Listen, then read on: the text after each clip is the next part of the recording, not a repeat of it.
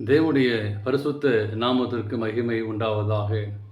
இந்த காலை வேளையிலே உங்கள் அனைவரையும் ஆண்டவராகிய இயேசு கிறிஸ்துவின் இன்ப நாமத்தில் உங்களை அன்போடு வாழ்த்தி வரவேற்கிறேன்.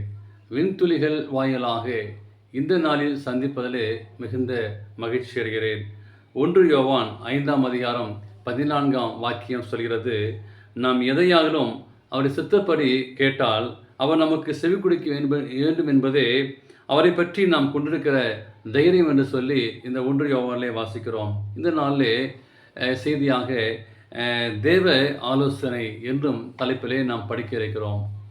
ஒரு மனிதனுக்கு எல்லோருக்கும் ஒரு தேவை என்று பார்க்கும்போது தேவ ஆலோசனை. இந்த நாளிலே அரசியல்வாதிகள், பெரிய தலைவர்கள் என்று பார்க்கும்போது எல்லோருக்கும் ஒரு ஆலோசனைக்காரர் இருப்பார். ஆனால் உங்களுக்கும் எனக்கும் ஆலோசனை கொடுக்கக்கூடியவர் தேவன். அவர்தான் நமக்கு ஆலோசனை கர்த்தராக இருக்கிறார். அவரிடம் நாம் ஆலோசனை கேட்கும்போது நம்முடைய வழிகளை, நம்முடைய வாழ்க்கையை ஆண்டவர் சிறப்பாக நடத்துவார். யோர்தானை இஸ்ரவேல் ஜனங்கள் கடந்து விட்டார்கள். அங்கே தேவன் அந்த இஸ்ரவேலுக்கு வாக்குத்தத்தம் செய்யப்பட்ட தேசத்தில் அவர்கள் கால் வைத்து விட்டார்கள். ஆனால் அந்த தேசத்தை சுற்றி திரிந்து கொள்ளப் போகிறோம் என்ற பரபரப்பு அவருக்கு காணப்பட்டது. தேசத்தை சுதந்திரித்துக் கொள்வோம் என்று சொல்லி முன்னர் தைரியமாய் அறிவித்த அங்கே யோசுவா இப்பொழுது இந்த இஸ்ரவேலின் சேனைக்கு தளபதியாய் இருக்கிறார். அங்கிருந்த கானான் பகுதிக்கு அவர் நடந்து சென்றார். ஆனால் இன்னொரு யுத்த வீரர் அங்கிடத்தில் காணப்படுகிறார். யுத்தம் செய்வதற்கு ஆயத்தமாக பட்டயத்தோடு கையில் பிடித்திருக்கிறார். நீங்கள் அங்கே யோசுவாவை பார்த்து கேட்டார்கள், நீங்கள் எந்தற்கு ஆதரவாளரா அல்லது எதிரானரா என்று யோசுவா அங்கே கேட்கிறார். உங்கள் பக்கமும் அல்ல, எதிரி பக்கமும் அல்ல, நான் கர்த்தருடைய சேனையின் அதிபதி என்று சொல்லி அங்கே யோசுவா பதில் கொடுத்தார். அவர் தேவன் என்பதை யோசுவாவிடம் பேசிய வார்த்தைகள் காட்டுகின்றன. உடனே யோசுவா அவரிடம் ஆலோசனை கேட்டார். யோசுவா என்ன செய்ய வேண்டும் என்று கர்த்தர் சொன்னபொழுது அவரை நம்புவது கடினமாக இருந்தது. இஸ்ரவேலின் இராணுவம் உடன்படிக்கையின் பெட்டி எடுத்துக்கொண்டு நகர மதிலை சுற்றி வர வேண்டும்.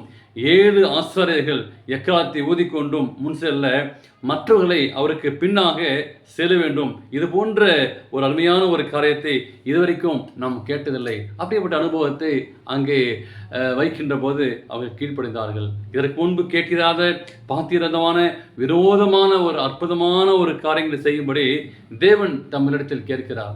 தேவன் சொல்லக்கூடிய ஒரு காரியம் மிகவும் அற்புதமான ஒரு வினோதமான ஆனால் ஈஸியான ஒரு அனுபவமாக இருக்கலாம். தேவன் அதைதான் நம்மத்திலே சொல்கிறார்.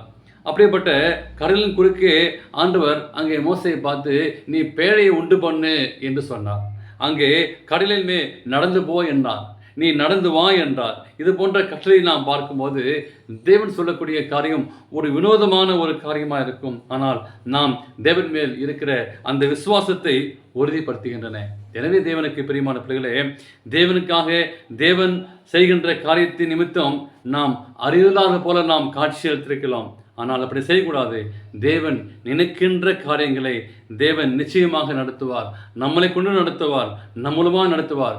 அப்படிப்பட்ட ஆசீர்வாதங்கள் காத்திருக்கின்றன. அதை நாம் தேவனுடைய வாக்குத்தத்த நிமித்தமாய் தேவன் சொல்லும்போது நிச்சயமாக அந்த ஆசீர்வாதத்தை நாம் பெற்றுக்கொள்வோம். தேவன் தாமே உங்களை ஆசீர்வதிப்பாராக. ஆமேன்.